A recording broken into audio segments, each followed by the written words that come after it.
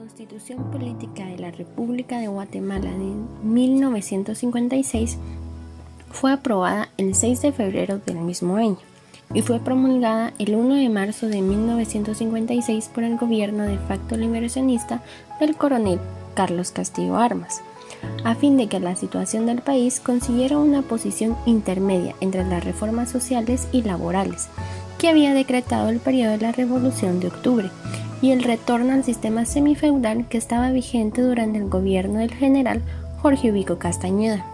La Constitución también reconoció la personalidad jurídica de la Iglesia Católica, con derecho a adquirir y disponer de sus bienes. Se autorizó el culto privado y público.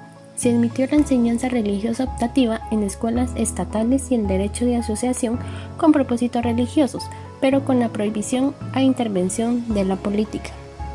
La Constitución de 1956 fue derogada en 1963, tras el golpe de Estado que el ministro de la Defensa, Enrique Peralta Zurdia, perpetró en contra del entonces presidente Miguel Dígoras Cifuentes, cuando este último insinuó que permitiría al expresidente revolucionario Juan José Arévalo ser candidato presidencial en las elecciones que se avecinaban en ese año. La Guerra Fría fue un enfrentamiento político, económico, social, militar e informativo, iniciando tras finalizar la Segunda Guerra Mundial entre el bloque occidental capitalista liderado por Estados Unidos y el bloque del este comunista liderado por Unión Soviética. El eje del conflicto se desarrolló en torno de las dos superpotencias surgidas a partir de la Segunda Guerra Mundial.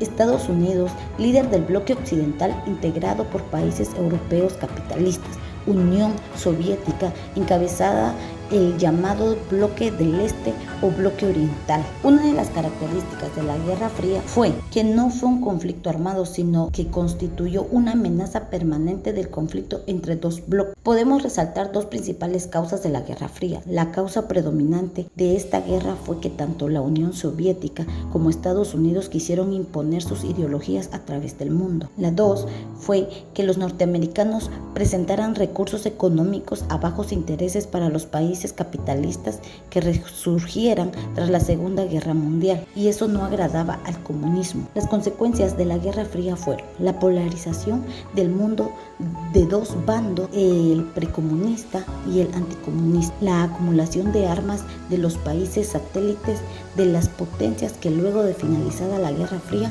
se dirigieran a movimientos de guerrilla y guerras civiles. El día 3 de diciembre de 1989 concluyó la Cumbre de Malta, una reunión celebrada entre el presidente estadounidense Bush y el líder de la Unión Soviética, con la que simbólicamente se considera la caída del muro de Berlín en 1989 como uno de los eventos que marcaron el fin de la Guerra Fría. Caso de la Iglesia Católica. La Iglesia Católica luchó contra el gobierno de Jacobo Arbenz y publicó un escrito haciendo referencia a que no buscaba privilegio, pero tras el derrocamiento de Jacobo Arbenz en junio del año 1954, el gobierno del coronel Carlos Castillo Armas incorporó a la Iglesia Católica en la Constitución de 1956, colocando lo siguiente.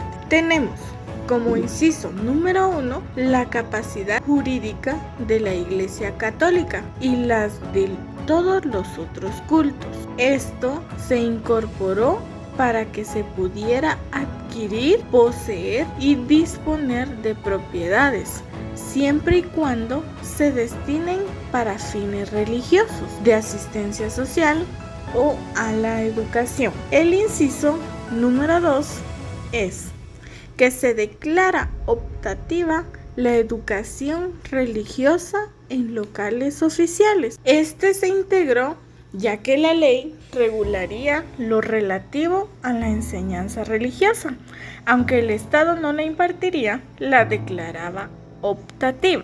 El inciso número 3.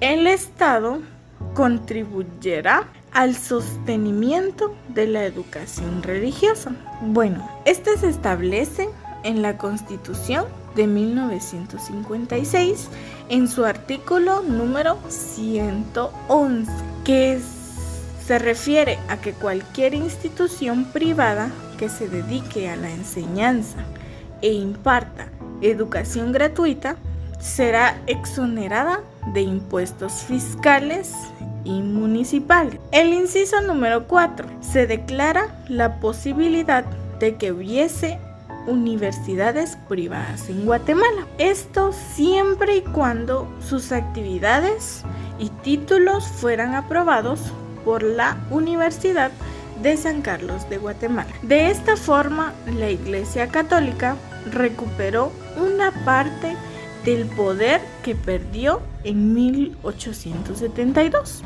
luego de que la Reforma Liberal expropiara las tierras, los bienes y privilegios en un ataque directo contra las órdenes del